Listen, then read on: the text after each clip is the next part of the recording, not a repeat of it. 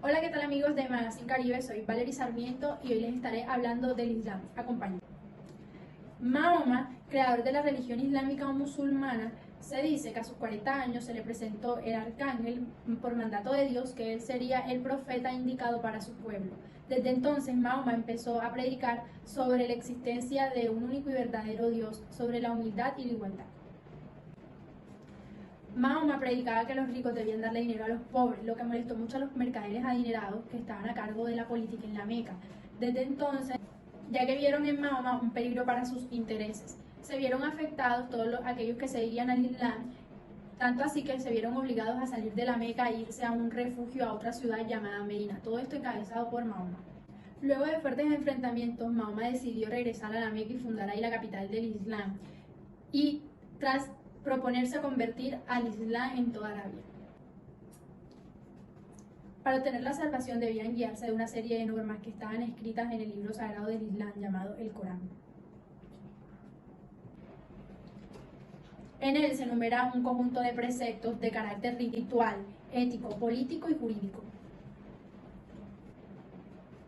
Para cerrar este tema hablaremos de los pilares del Islam. Se basan en 5 principios.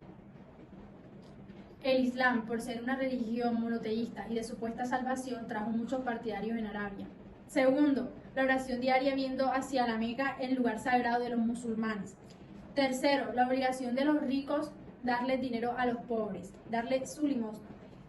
Cuarto, la peregrinación por lo menos una vez en la vida hacia la Meca. Quinto, hacer ayuno en los días santos para los musulmanes. Les informó para Magazine Caribe Valery Sarmiento. Sigan con más información con mis otros compañeros en estudio. El Imperio Romano agonizaba, era el grito que parecía escucharse por todos los territorios romanos, dominados en otros tiempos por la Gran Roma.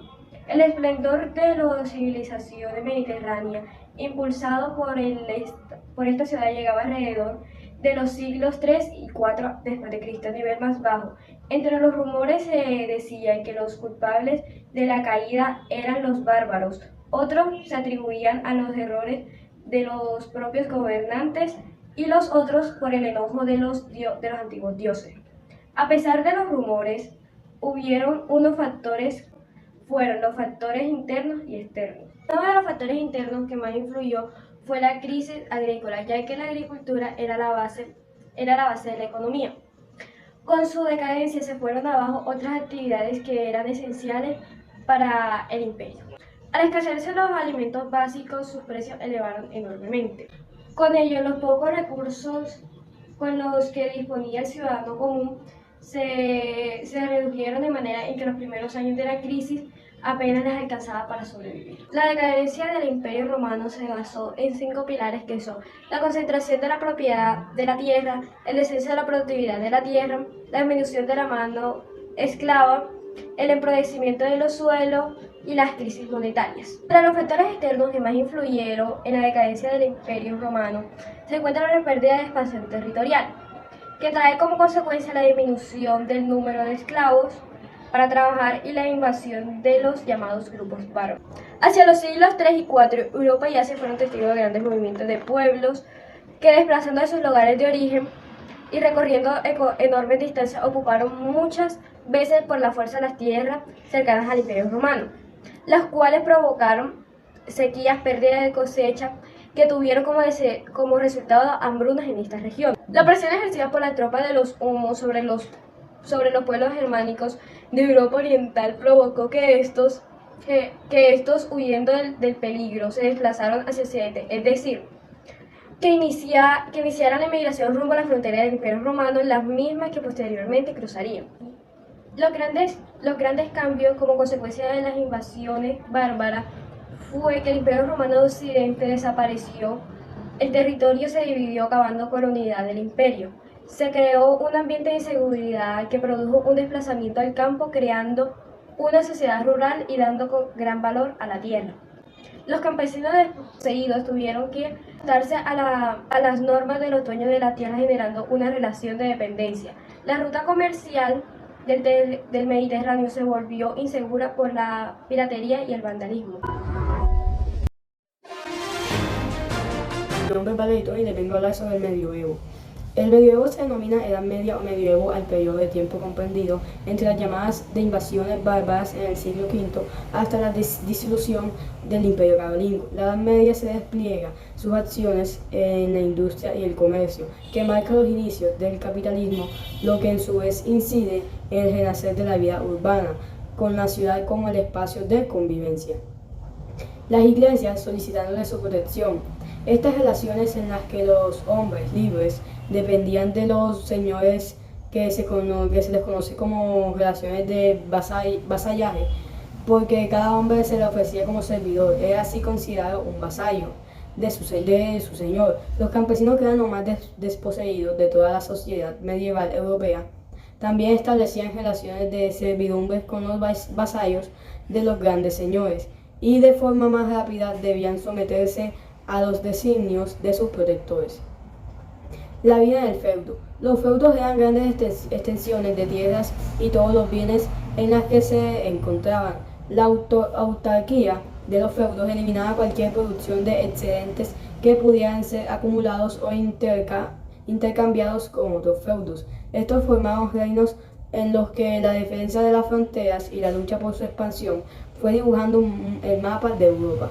Los intercambios de la agricultura. En el enorme transcurrir de la historia ha habido diversas formas de vivir en el campo, y no siempre en las mejores condiciones. Durante la Edad Media en Europa se dio un importante cambio en la agricultura. Los campesinos medievales habitan en chozas con techos de pajas y suelo de tierra. La tecnificación de la actividad agrícola, las duras condiciones de trabajo comenzaron a cambiar a lo largo de la Edad Media, y a ello se debió a tres causas. La primera fue el uso del arado. El arado pesado, una herramienta de cultivo que revolucionó las antiguas técnicas. Este arado facilita el abrir surcos en la tierra porque penetra más fácilmente el arado liviano. El arado pesado se construía con troncos que en efecto eran pesados, tanto que se necesitó ponerles ruedas para poder moverlo. Segunda, uso de caballos como animales de tiro. El nuevo arado requería animales fuertes que pudieran arrastrarlo durante largas jornadas. Anteriormente, las yuntas con las que se arrastraba el arado, tiradas por bueyes, a los cuales sujetaban en las riendas de base de los cuernos. El caballo no había sido utilizado antes porque no había un arnés que lo pudiera servir. Gracias al ingenio de los campesinos, se diseñó un arnés acolchonado que rodeara el cuello del caballo. La tercera, rotación de los campos del cultivo. La rotación de los campos consistía en dividir en un determinado terreno de cultivo en tres.